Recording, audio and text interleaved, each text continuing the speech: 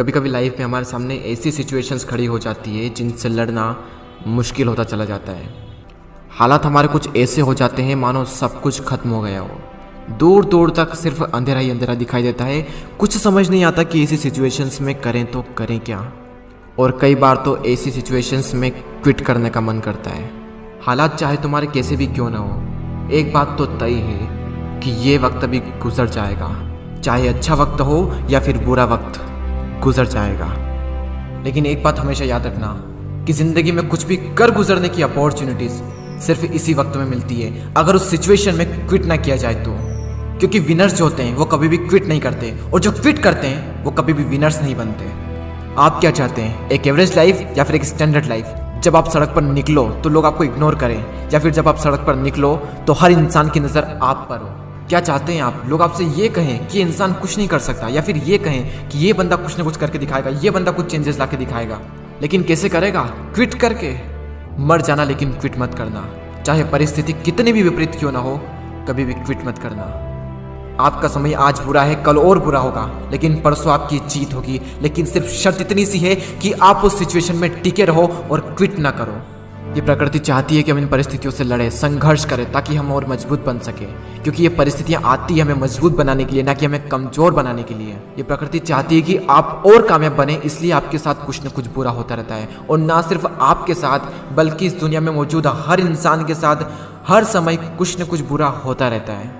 ये प्रकृति का नियम है, हम इसमें कुछ नहीं कर सकते। हमारा क्या कर्तव्य है? हमें सिर्फ इतना सा करना है कि टिके रहना है, चाहे परिस्थिति कैसी भी हो। मैं आपको एक छोटी सी कहानी बताता हूँ। एक बार एक बायोलॉजी के टीचर अपने स्टूडेंट्स को एक तितली के बारे में बता रहे थे, और उन्हें वे ये प्रैक्टिकली दिखा रहे थे कि खोल में से तितली कैसे निकलती है। और वो टीचर ये कहकर चले गए कि कोई भी स्टूडेंट्स उस तितली की मदद नहीं करेगा। वहाँ पर जितने भी स्टूडेंट थे वो ध्यान से उस खोल में से तितली को निकलते हुए देख रहे थे।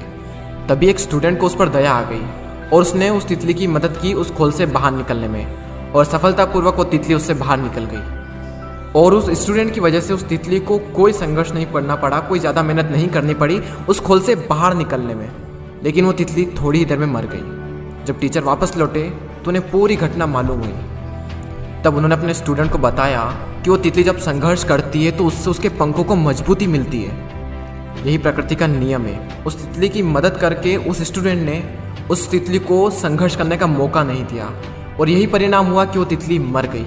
संघर्ष ही जीवन है, संघर्ष ही आपको मजबूत बनाता है। इंग्लिश में कोट से नो पेन नो गेन। संघर्ष तो करना पड़ेगा, चाहे कुछ भी हो जाए, और इसमें कोई बहाना नहीं, नो एक्सक्यूजेस। जो विनर्स होते हैं या तो किसी काम को करते ही नहीं, और अगर वो किसी काम को करते हैं तो उसमें कभी भी कोई भी बहाना नहीं बनाते। और जो लूजर्स होते हैं वो किसी भी काम को करेंगे तो हर किसी में बहाना बना देंगे। अगर वो चाहें तो बहाना बनाने पर पूरी एक बुक लिख सकते हैं। मेरी तो किस्मत ही खराब है, मेरे साथ ही ऐसा क्यों होता है, मेरी एज बहुत कम है, मेरी हाइट बहुत कम है, मैं काला हूँ, मैं सुंदर नहीं हूँ, लोग मुझे पसंद नहीं करते, मैं ज़्यादा पढ़ा लिखा नहीं हूँ, मेरे पास टाइम नहीं है, मेरी आवाज़ अच्छी नहीं है, मेरे पास ये नहीं, मेरे पास वो नहीं है, काश ऐसा होता, काश वैसा होता। देखो, जो जैसा है वो वैसा है। ना तो आज तक कुछ बदला है और ना ही कभी कुछ बदलने वाला है, तब तक जब तक कि आप अपने आप को नहीं बदल लेते। जब भी अंदर से ऐसी फीलिंग्स आए, जब भी बहाना बनाने का मन करे, अपने आप से जोर से चीख के चिल्ला के अपने आप से कहें नो एक्सक्यूजेस। कोई बहाना नहीं। जहां पर भी आप काम करते हैं, जहां पर भी आप पढ़ाई करते हैं, जो भी आपका वर्क प्लेस है, वहां पर कागज पर लिखकर चिपका दें नो एक्सक्यूजेस। कोई बहाना नहीं। मैंने भी अपने वर्क प्लेस पर ये लिख रखा है नो एक्सक्यूजेस, और आज से आप भी कसम खा लें कि कभी भी जिंदगी में बहाना नहीं बनाएंगे।